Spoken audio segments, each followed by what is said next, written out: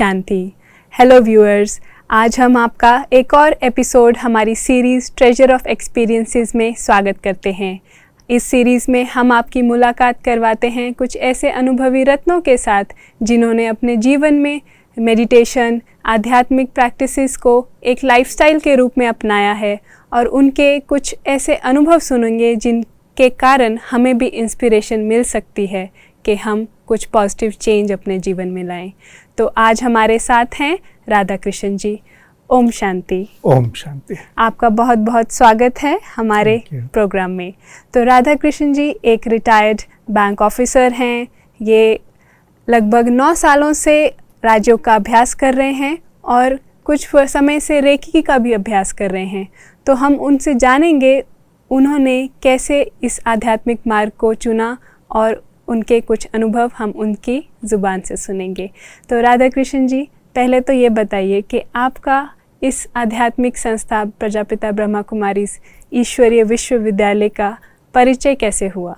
बहुत ही सुंदर प्रश्न है। जब भी इस प्रश्न के संदर्भ में हम अपने पुरानी स्मृतियों को याद करते हैं जी, तो मेरे मन में बहुत ही उमंग आता है और उन 2 लोगों के विषय में बहुत ही श्रद्धा से या उनकी कृतज्ञता से भर जाता है जी, जिनका कि बहुत बड़ा योगदान रहा हमारे इस टर्निंग पॉइंट में, जीवन के टर्निंग पॉइंट में जी। वैसे तो देखा जाए तो हमारा पूरा मतलब स्पिरिचुअल जर्नी हमारी बचपनावस्था से ही शुरू हो गई थी। ओके, आपका इंटरेस्ट रहा है भक्ति में या अध्ययन करने में? हाँ, शास्त्रों का एक्चुअली क्या था कि हमारे ग्रैंडपा हमेशा जब भी जाते थे तो वो मुझे अपने साथ ले जाते थे। पोता होने के नाते एक ऑटोमेटिक उनका अट्रैक्शन था। तो उनके साथ मंदिरों में जाना, गंगा जी स्नान करना, इवन मंदिर दर्शन में भी जाना वहाँ पे जी। तो इसलिए ये इस प्रकार से अब ये आध्यात्मिकता जो है हमारे, वो धार्मिकता हमारे बचपन से ही शुरू हो गई थी और वो करना, पाठ करना वगैरह भी बस प्रारंभ से शुरू हो गया था। और फिर उसके बाद जब बड़े होने के बाद सर्विस लाइन हुई। सर्विस लाइन में भी तो चूंकि एक अपने परिवार का बहुत बड़ा एक डिसिप्लिन था तो हमारे विचारों में भी बड़ी परिपक्वता थी जी। और मर्यादापन था बड़े छोटे के, चूंकि हम बड़े थे, सबसे बड़े थे, इसलिए मर्यादित रहना ये हमारे जीवन मतलब हमारी एक लाइफ स्टाइल बन गई थी जी। बहुत ही सीरियस रहना वगैरह वगैरह। और फिर अपने पूरी, तो इसका प्रभाव हमारे सर्विस लाइफ में भी पड़ा जी। लोगों को हमारी ये क्वालिटीज लोगों को अट्रैक्ट करती थी, शांत रहना और बहुत कम बोलना। तो पूरी एक्चुअली फिर पूरा लाइफ व्यतीत होने के बाद मतलब जर्नी, आपकी सर्विस जर्नी पूरी होने के लिए क्या हुआ कि हमने हेल्थ ग्राउंड पे 4 साल पहले मुझे VRS लेना पड़ा। ओके, कुछ हेल्थ प्रॉब्लम थी और लेने के बाद फिर क्या था, जैसे होता है कि रिटायरमेंट के बाद आदमी इधर उधर बैठना, लोगों के बीच में बस किसी तरह निकालना जी। कहीं गप्पे मार रहे, कहीं वो मार रहे हैं और शाम को बैठ करके सीरियल सुनना जी। तो वो सीरियल सुनने, तो एक दिन ऐसे ही मैं सीरियल सुन रहा था, सीरियल देख रहा था और किसी का, परिवार में किसी का फोन आया तो हमारी बेटी ने बहुत ही, यद्यपि उसने हंसी में कहा लेकिन कहा कि अभी वो रहिए, शांत रहिए, अभी मेरे पापा 10 बजे तक के लिए बिजी है। तो एक्चुअली बात तो उसने हंसी में कही लेकिन उसका वो 2 शब्दों ने, उस शब्दों ने मुझे सोचने पे भी सोचने पे विवश कर दिया कि एक्चुअली मैं अपनी लाइफ क्या कर रहा हूँ। और अभी मैंने 4 साल पहले VRS लिया है तो फिर अभी ये पूरी 4 साल और फिर उसके बाद आगे कहाँ तक जीवन जाएगा, तो हम कैसे अपना व्यतीत कर रहे हैं, इससे मुझे क्या प्राप्ति होने वाली है, हमारी क्या स्पिरिचुअल उसमें अपग्रेडेशन होगा वगैरह वगैरह प्रश्न उठने लगे। तो फिर हमने समाज सेवा करने का सोचा और समाज सेवा में सबसे पहले मैं पहुंचा अंध विद्यालय में बच्चों को पढ़ाने के लिए और वो 1 घंटे देने के बाद फिर और भी सेवाओं के लिए मेंटली रिटार्डेड बच्चों के पास गया और वृद्धाश्रम के चक्कर लगाया लेकिन उन सबों से भी मुझे संतोष नहीं मिला। लेकिन साथ साथ एक ये था कि सीरियल जो सुनते थे उसमें एक शिवानी बहन का भी सीरियल में सुना करता था। अच्छा। तो लेकिन शिवानी बहन का सीरियल सुनने में मुझे एक इंस्पिरेशन आता था कि जिस संस्था की ये बहन इतना बढ़िया ज्ञान देती है तो वो हमारी संस्था कैसी होगी। तो ये भावना भी अंदर चलती थी। बिल्कुल। तो एक दिन संयोग से मुझे अपनी उसी बेटी को लेकर के एक गायनिकोलॉजिस्ट के घर जाना हुआ उनको दिखाने के लिए, गायनिक समस्या से संबंधित। तो वहाँ पे सिस्टर शिवानी का पैम्पलेट पड़ा हुआ था। अच्छा। तो मैंने उनसे पूछा कि ये शिवानी बहन का पोस्टर आपके पास कैसे जी। तो वो हमारे पूछने पर उन्होंने संस्था का परिचय दिया। कहा आप इनके विषय में कुछ जानते हैं? मैंने कहा केवल यही कि सीरियल सुनते हैं और ये मन में संकल्प आता है कि जिस संस्था की एक बहन इतना बढ़िया ज्ञान दे सकती है तो वो संस्था कैसी होगी। राइट। तो कहे उन्होंने कहा कि अरे जाइए, तब तो आपको यहाँ जाना चाहिए, संस्था से अटैच होना चाहिए और यहाँ जाइए, भगवान पढ़ाते हैं। तो उनका ये एक शब्द कि भगवान पढ़ाते हैं तो इसने मुझे बहुत ही टच किया ना। अब वो टर्निंग पॉइंट रहा कि हमने कहा ये कैसे, जैसे एक स्वाभाविक प्रश्न होता है, है कि लोगों का कि हाँ भगवान कैसे लोग ढूंढते हैं, वो पढ़ा कैसे सकते हैं जी, वो कैसे पढ़ा सकते हैं यहाँ पे आकर के। तो हमने उनसे पूछा ये कैसे पॉसिबल है? तो कहे इसके लिए आपको सेंटर से अटैच होना पड़ेगा और ईश्वर एक ऐसी सत्ता है जिसको महसूस किया जा सकता है, प्रूफ नहीं किया सकता। मैं लाख आपको उदाहरण दूंगी लेकिन तब तक आप महसूस नहीं कर पाएंगे जब तक कि आप स्वतः इसको महसूस ना करें। बिल्कुल बिल्कुल। तो उनके उसमें सच्चाई रही और उनकी इस प्रेरणा ने और मुझे जो है सेंटर पर पहुंचा दिया। तो ये आपका परिचय 9 साल पहले शुरू हुआ? जी हाँ, 9 साल पहले शुरू हुआ। तो उस समय से अब तक आपने अपने जीवनचर्या में, अब तो अभी भी आप रिटायर्ड लाइफ जी रहे हैं, तो आपके जीवनचर्या में अब क्या आप अंतर देखते हैं? तो वहाँ जाने से ये हुआ कि वैसे भी रिटायर्ड था तो एक डिसिप्लिन लाइफ शुरू हो गई। मेडिटेशन करना, प्रारंभ मॉर्निंग में उठना, मेडिटेशन करना और उसके बाद जो है डेली क्लास में अटेंड करना और डेली बाकी दिन भर में उन चीज़ों को क्लासेस सुनना। और मैंने ये किया कि उनको अब मुझे अपने को अडॉप्ट करना है सारी क्वालिटीज को, क्योंकि अभी तक मैं ये महसूस करता था कि स्पिरिचुअल लाइफ तो बहुत चली हमारी और उसमें देखते थे कि यदि महसूस किया जाए कि यदि मुझे अगला जीवन को श्रेष्ठ बनाना है तो फिर कुछ परिवर्तन आना चाहिए। बिल्कुल। लेकिन भक्ति में कोई हमारा परिवर्तन नहीं हुआ। जिस मार्ग पे हम चल रहे थे, हमने बहुत तीर्थ किया भगवानों को खोजने के लिए, तीर्थ यात्राओं पे भी गए, वो पाठ करते थे, दुर्गा सप्तशती करते थे, लेकिन जो है ये हमारी लाइफ स्टाइल या हमारे उसमें संस्कारों में कोई परिवर्तन नहीं हो रहा था। तो अपने आप में वो चीज आप धारण होता नहीं देख पा रहे थे, मतलब आप पढ़ रहे थे, अध्ययन कर रहे थे, भगवान की खोज कर रहे थे, लेकिन अपने में वो धारण नहीं, कुछ अपने में परिवर्तन नहीं हो रहा था।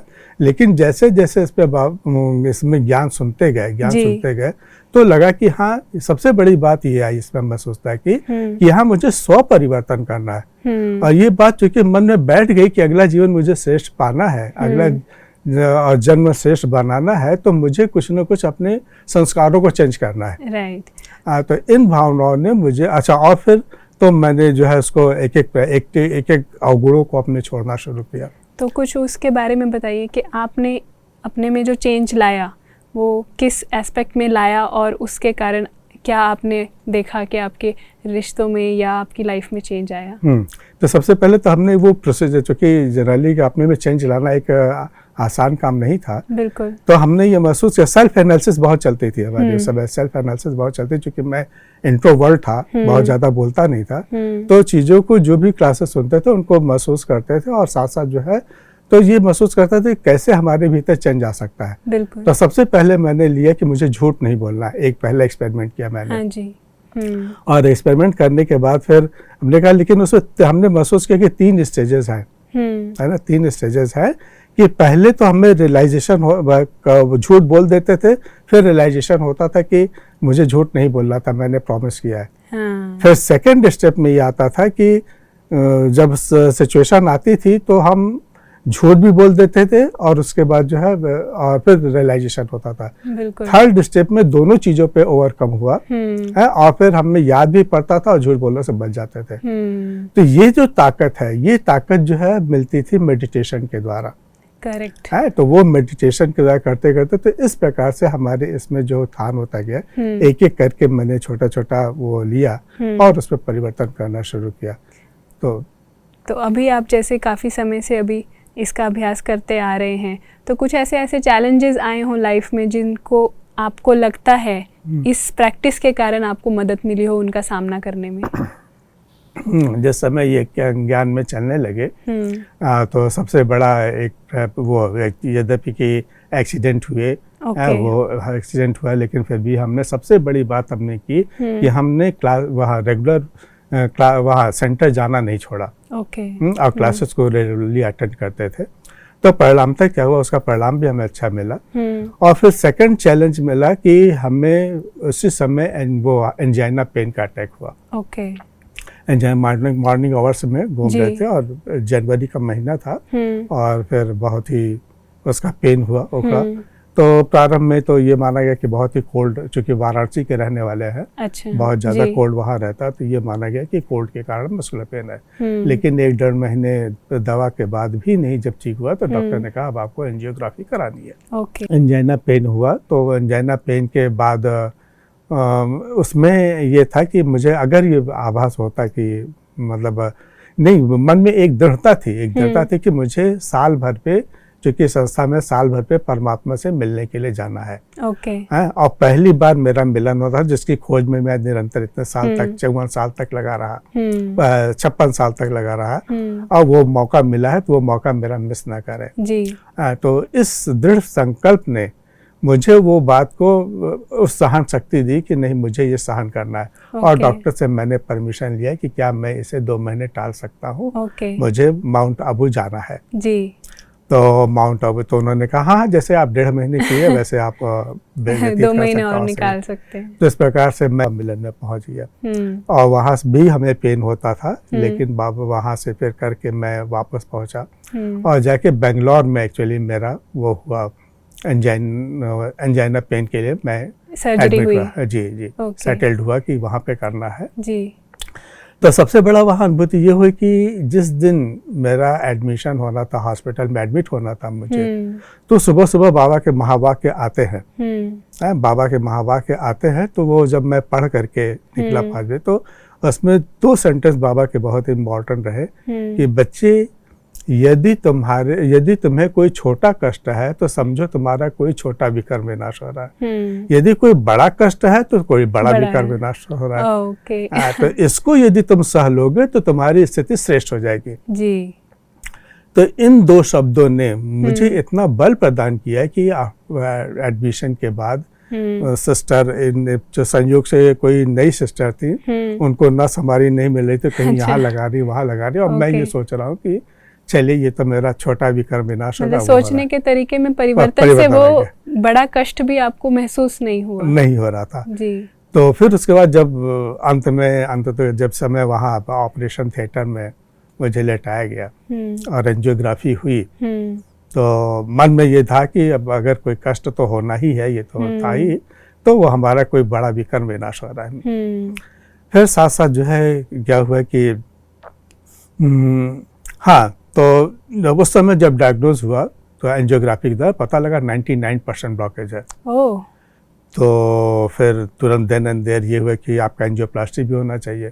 अब उसके लिए ह्यूज अमाउंट था, तो बेटे को ये हुआ, कन्वे हुआ कि आप इसका मैनेज कीजिए जी। अब उसको मैनेज करने में जितना देर हुआ तो उस समय फीलिंग तो थी, कॉन्शियसनेस तो थी, लेकिन वो जो पेन हो रहा था, पेन हो रहा था, उसको भी यही हम सोच रहे थे कि चलिए हमारा बड़ा विकर विनाश हो रहा, तो कोई भी चेहरे पे शिकन हमारे नहीं थी। करके ऑपरेशन हुआ और उसके बाद मैं आ गया, बेड पे आया, लेकिन संयोग वो जल्दी में सिस्टर ने बैंडेज को टाइट कर दिया था।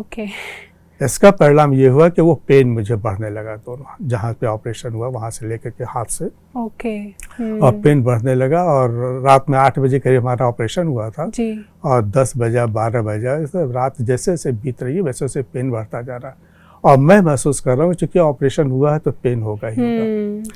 अंत में 2 बजे रात जब एकदम असहनीय पेन हो गया, सारी सिस्टर्स वगैरह सो रही थी, तो मैंने फिर बाबा को याद किया, क्योंकि 2 बजे हमारा अमृत वेला शुरू होता है, बाबा मिलन से, बाबा से बातें करने के लिए। तो मैंने बाबा से रुझान किया कि बाबा अब मुझसे ये दर्द बर्दाश्त नहीं हो रहा है। तो मैं क्या देखता हूँ कि हम थोड़ा सा अर्धनिद्रावस्था में पहुंचते हैं जी। और एक सिस्टर आती हैं और आकर के धीरे से मेरा थपथपा करके सीना थपथपा करके चली जाती है और मैं सो गया। मॉर्निंग में जब उठता हूँ तो पेन गायब है एकदम सा पूरा रात भर। और डॉक्टर भी जब राउंड पे आते हैं जी, तो उन्होंने एडमिट किया कि हाँ आपका बैंडेज तो टाइट हो गया था, कैसे आपने बर्दाश्त किया। फिर अच्छा उसका री बैंडेज किया गया।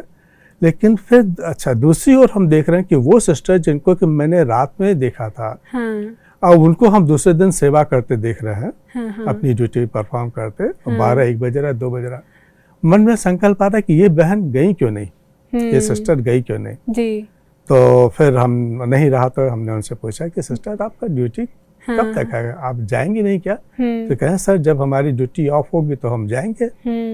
तो मैंने कहा कि आपकी ड्यूटी कब ऑफ होगी? क्या अभी हम 8 बजे आए हैं और हम सुबह अभी 4 बजे जाएंगे। अच्छा। तब मैंने महसूस किया कि बाबा ने इस बात को भी रियलाइज किया कि बच्चे देखो यदि तुम कष्ट में रहते हो तो मैं तुम्हारी मदद करने के लिए भी आता हूँ। इस तरह से हम उस विषम परिस्थिति से पार हुए। जैसे मिरेकल ही है कि मतलब उनकी जो नहीं है वो भी आपकी मदद करने के लिए पहुंच गए, जिनकी नई ड्यूटी है वो भी जी। तो इस तरह से वो करके फिर डॉक्टर ने भी जब डिस्चार्ज कर रहे थे तो डॉक्टर ने भी महसूस किया कि भाई 99% ब्लॉकेज पे आप इतने आराम से 4 महीने आपने कैसे व्यतीत किया। तो मैंने उनको ब्रीफिंग में बताया कि हम जो मेडिटेशन का प्रैक्टिस करते हैं और जो वो मिलता है उससे जो मुझे ताकत मिलती है उसने मुझे सारी चीज़ें सहने की शक्ति दी। बहुत ही सुंदर। मतलब ये तो बहुत ही गहरा अनुभव है कि मतलब उस परमात्मा के साथ जुड़ने की लगन और उसको अनुभव करने की जो आपकी इच्छा थी उसके कारण आपको जो मदद मिली और परमात्मा महावाक्यों के कारण आपको वो सोचने के तरीके में जो परिवर्तन आया तो इतना बड़ा कष्ट भी छोटा सा बन गया। इसी परिप्रेक्ष्य में एक सेंटेंस और जोड़ेंगे कि शिवानी बहन का जो क्लासेस था जी, उसमें उन्होंने 2 शब्द कहे थे कि यदि आपको कोई कष्ट होता है ना, तो आप कम से कम लोगों को शेयर कीजिए जी, और यदि अगर खुशी की बात होती तो ज़्यादा शेयर कीजिए, क्योंकि खुशी की बात से ये होता है कि लोगों के आपको अच्छी दुआएं मिलेंगी और शुभकामनाएं मिलेंगे। रियली 1-8% जेलसी रहती है जेलस।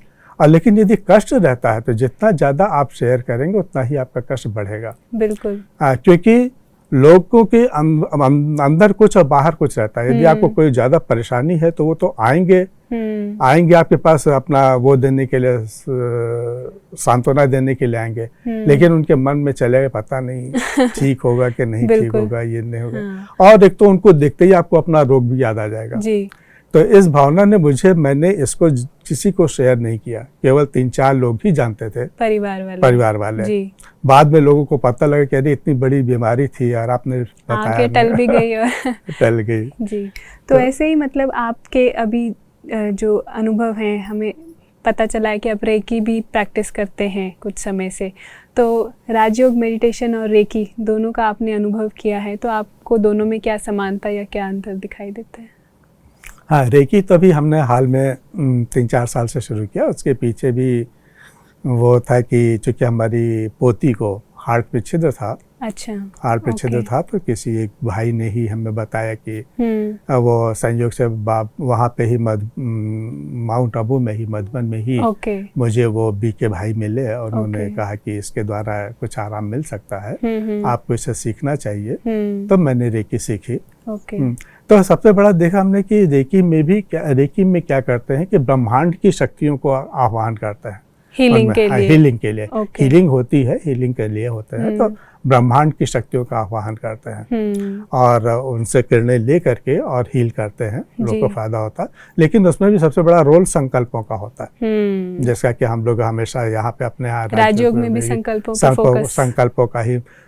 से ही मानी जाती है कि सारी दुनिया चेंज होती है, संकल्पों से ही ब्रह्मा जी ने पूरी सृष्टि रची। तो इस तरह से संकल्पों का ही खेलता है। तो यहाँ पे भी फिर जब मैं तो राजयोग में था तो मुझे ये मालूम था कि सोर्स ऑफ एनर्जी तो एक ही परमपिता है। तो मैं वहाँ पे लोगों का आह्वान न करके मैं अपने परमपिता को याद करता था। और हमारे यहाँ भी सतरंगी राजयोगा है, उसके द्वारा हमें हीलिंग की बताई जाती है राजयोग के द्वारा। तो मैं शक्तियों का आह्वान केवल अपने परमपिता का आह्वान करता हूँ और उनसे वो शक्तियाँ लेकर के लोगों को हील करता हूँ। तो दोनों में बेसिक डिफरेंस ये है कि वहाँ पे हीलर जो हैं उनको दूसरी कोई अनुभूति नहीं होती, वो तो केवल जो है एक ऐसे प्रोफेशन काम करते हैं। राइट। लेकिन अगर इसके द्वारा किया जाए तो चूंकि परमात्मा से हम शक्तियाँ लेते हैं तो इससे हमारे विकर्म भी नाश होते हैं। बिल्कुल। तो हमारा डबल फायदा होता है, एक तो हमारे विकर्म भी नाश हो रहे हैं, परमात्मा के साथ कनेक्शन भी जुड़ रहा है और उससे आप फिर औरों का भी फायदा हीलिंग कर रहे हैं। बहुत ही सुंदर।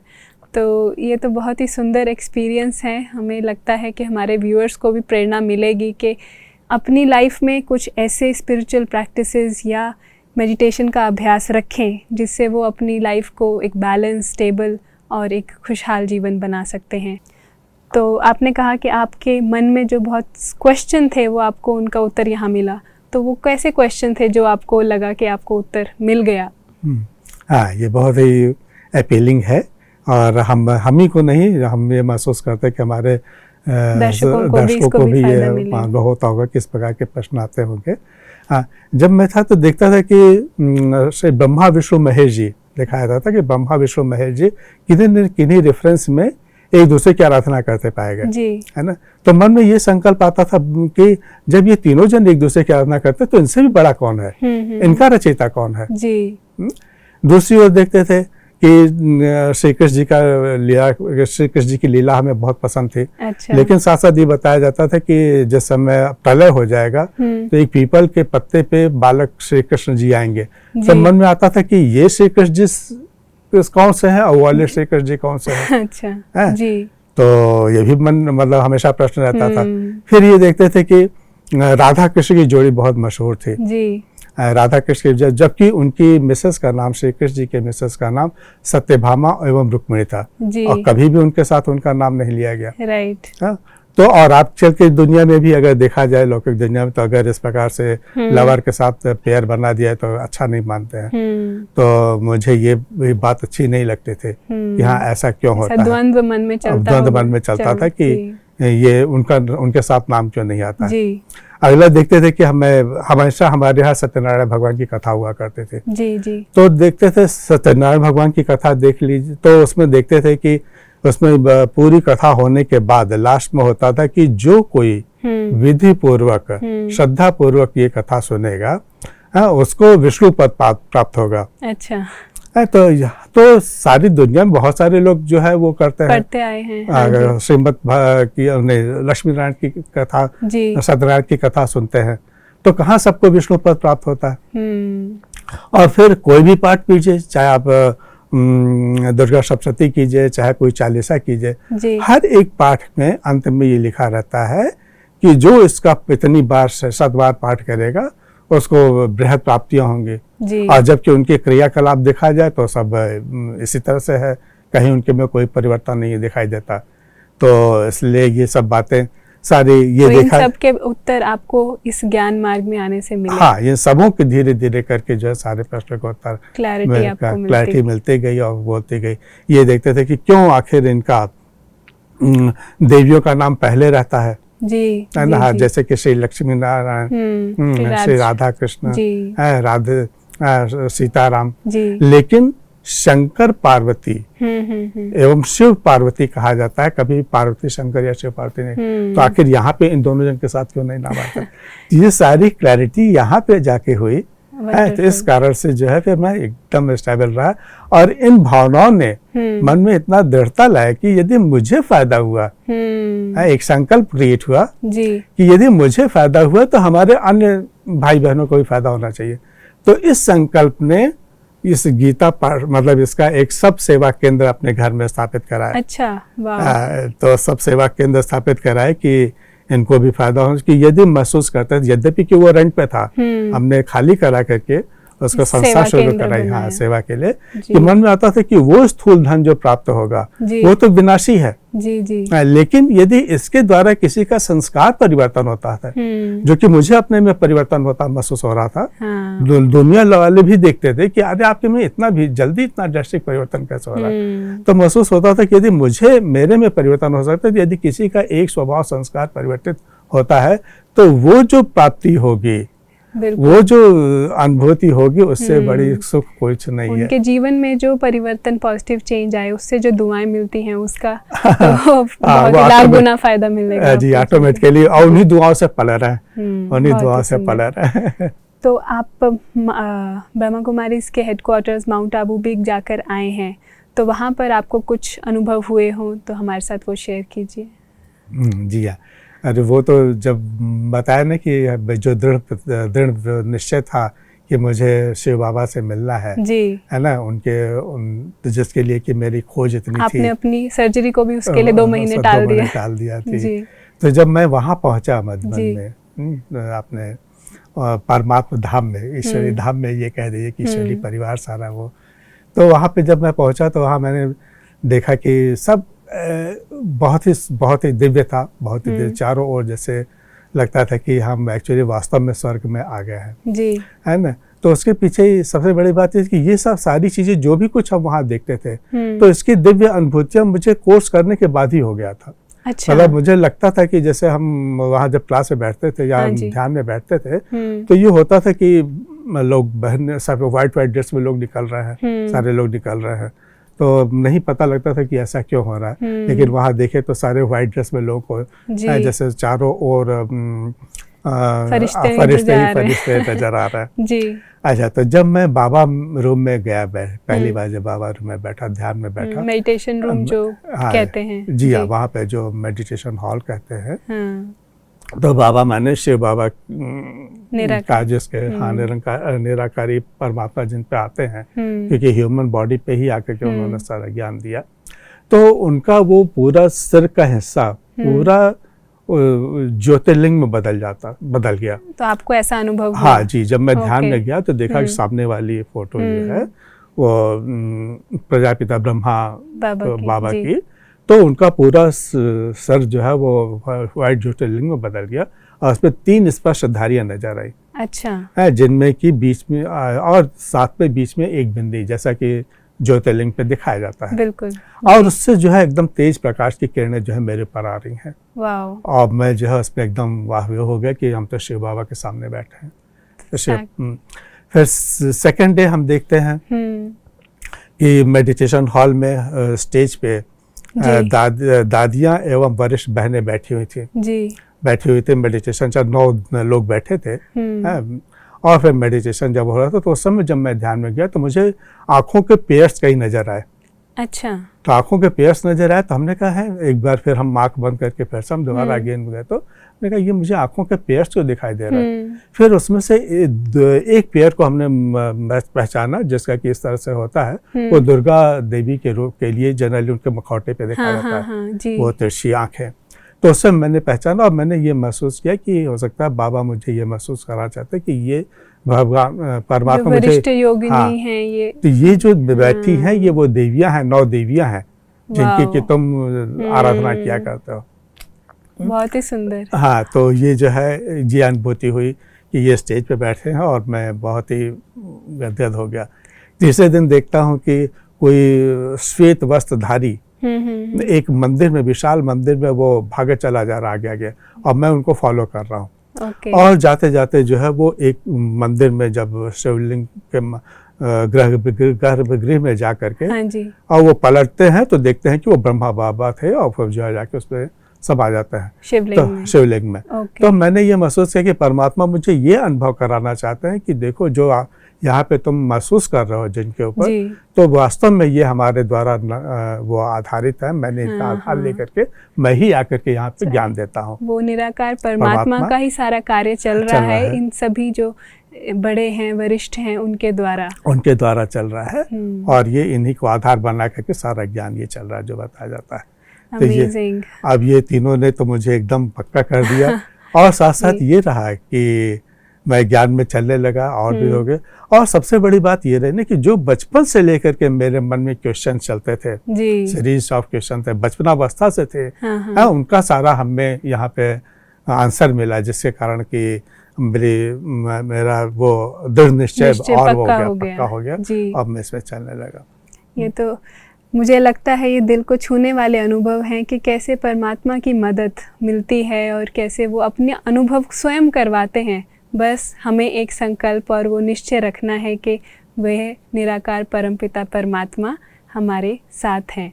तो राधा कृष्ण जी, आपका बहुत बहुत शुक्रिया हमारे साथ जुड़ने के लिए और अपने गहन पर्सनल अनुभव हमारे साथ शेयर करने के लिए। सो व्यूअर्स, मुझे लगता है कि जैसे मुझे ये अनुभव छू गए हैं, आपको भी ये उतने ही इंस्पायरिंग लगे होंगे। ऐसे और सुंदर अनुभव हम आपके साथ शेयर करते रहेंगे हमारे इस प्रोग्राम में, द ट्रेजर ऑफ एक्सपीरियंसेस। ऐसे और सुंदर एपिसोड्स देखने के लिए हमारे चैनल शांति सरोवर हैदराबाद को लाइक, शेयर और सब्सक्राइब कीजिए। अगर आपके पास कुछ क्वेश्चन हैं, कुछ कमेंट्स हैं, तो वो आप कमेंट्स बॉक्स में शेयर कर सकते हैं। आज के लिए हमें इजाज़त दीजिए। अगले एपिसोड में हम एक और अनुभवी रतन के साथ आपके समक्ष होंगे। तब तक के लिए ओम शांति।